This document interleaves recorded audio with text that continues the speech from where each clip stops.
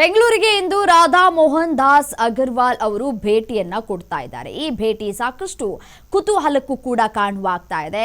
ಬಿಜೆಪಿಯಲ್ಲಿ ಒಂದಷ್ಟು ಭಿನ್ನಮತಗಳು ಸ್ಫೋಟವಾಗ್ತಾ ಇದೆ. ಆ ಭಿನ್ನಮತವನ್ನ ಶಮನಗೊಳಿಸೋದಕ್ಕೆ ಅಂತ ಹೇಳಿ ರಾಧಾ ಮೋಹನ್ ದಾಸ್ ಅವರ ಆಗಮನ ಆಗ್ತಾ ಇದೆ. ಆ ಕುರಿತ ಬ್ರೇಕಿಂಗ್ ಅಪ್ಡೇಟ್ ನಿಮ್ಮ ಮುಂದೆ.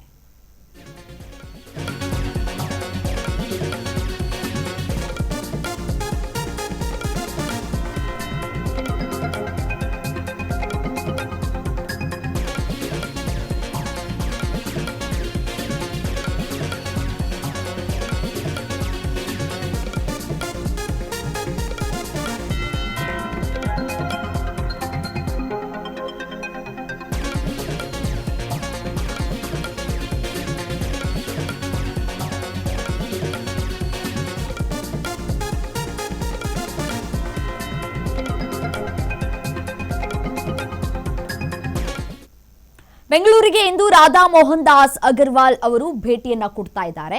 ಬಿಜೆಪಿ ರಾಜ್ಯ ಉಸ್ತುವಾರಿ ರಾಧಾ ಮೋಹನ್ ದಾಸ್ ಅಗರ್ವಾಲ್ ಅವರ ಆಗಮನ ಆಗ್ತಾ ಇದೆ. ಪಕ್ಷದಲ್ಲಿನ ಆಂತರಿಕ ಭಿನ್ನಾಭಿಪ್ರಾಯದ ಕುರಿತು ಚರ್ಚೆಯಾಗುವ ಸಾಧ್ಯತೆಗಳಿದೆ. ಇತ್ತೀಚೆಗೆ ಬಿಜೆಪಿ ರಾಜ್ಯ ಮುಖಂಡರಿಂದ ಬಹಿರಂಗವಾಗಿ ಹೇಳಿಕೆ ಕೊಡುವಂತಹ ಕೆಲಸಗಳಾಗಿತ್ತು.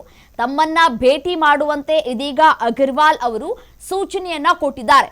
ಸಂಸದ ಡಾಕ್ಟರ್ ಕೆ ಸುಧಾಕರ್, ಮಾಜಿ CM DV Sadananda Gowda, MP Renukacharya, ಶಾಸಕ ಎಸ್ಆರ್ ವಿಶ್ವನಾಥ್ಗೆ ಸೂಚನೆಯನ್ನ ಕೊಟ್ಟಿದ್ದಾರೆ.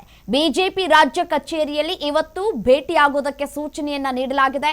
ಮುಖಂಡರ ಜೊತೆ ಅಗರ್ವಾಲ್ ವೈಯಕ್ತಿಕವಾಗಿ ಮಾತುಕತೆಯನ್ನ ಆಡಲಿಕ್ಕಿದ್ದಾರೆ. ಮಾತುಕತೆ ಬಳಿಕ ಪಕ್ಷದ ಶಿಸ್ತಿನ ವಿಚಾರವಾಗಿ ಎಚ್ಚರಿಕೆ ನೀಡುವಂತಹ ಸಾಧ್ಯತೆಗಳು ಕೂಡ ಇದೆ.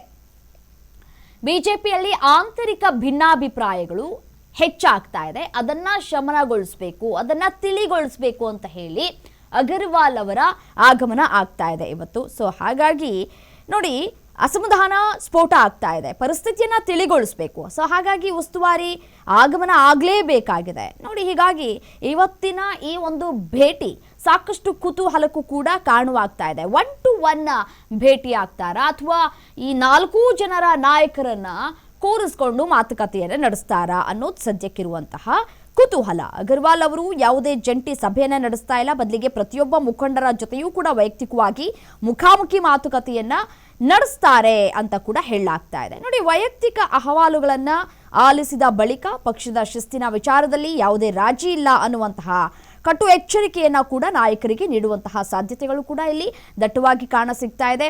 ನೋಡಿ, ಮಾಧ್ಯಮಗಳ ಮುಂದೆ ಪ್ರತಿ ಬಾರಿಯೂ ಕೂಡ ಸಾರ್ವಜನಿಕವಾಗಿ ಪಕ್ಷದ ನಿರ್ಧಾರಗಳನ್ನ ವಿರೋಧ ಮಾಡೋದು ಇದೆಲ್ಲವೂ ಕೂಡ ನಡೀತಾ ಇದೆ. ಸೊ ಹಾಗಾಗಿ ಅದ್ಯಾವುದನ್ನು ಕೂಡ ನಡೆಸುವಂತಿಲ್ಲ ಅನ್ನುವಂತಹ ಸಂದೇಶವನ್ನ ಕೂಡ ರವಾನೆ ಮಾಡಲಿಕ್ಕಿದ್ದಾರೆ.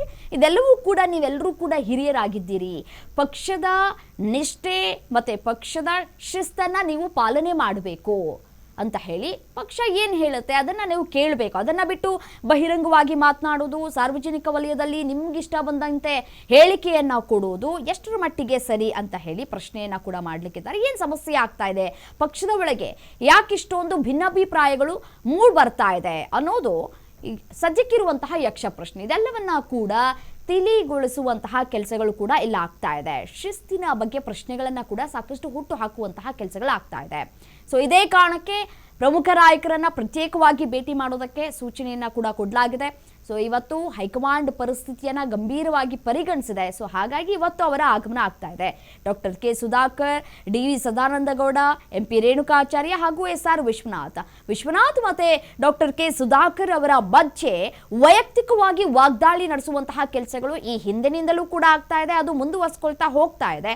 ಸೊ ಹಾಗಾಗಿ ಇವತ್ತು ಒಂದು ಅಂತಿಮವಾಗಿ ಅಂಕಿತ ಹಾಕುವಂತಹ ಒಂದಷ್ಟು ತಯಾರಿಗಳು, ಚಿಂತನೆಗಳು, ಚರ್ಚೆಗಳು ಇವೆಲ್ಲವೂ ಕೂಡ ಆಗಬೇಕಾಗಿದೆ.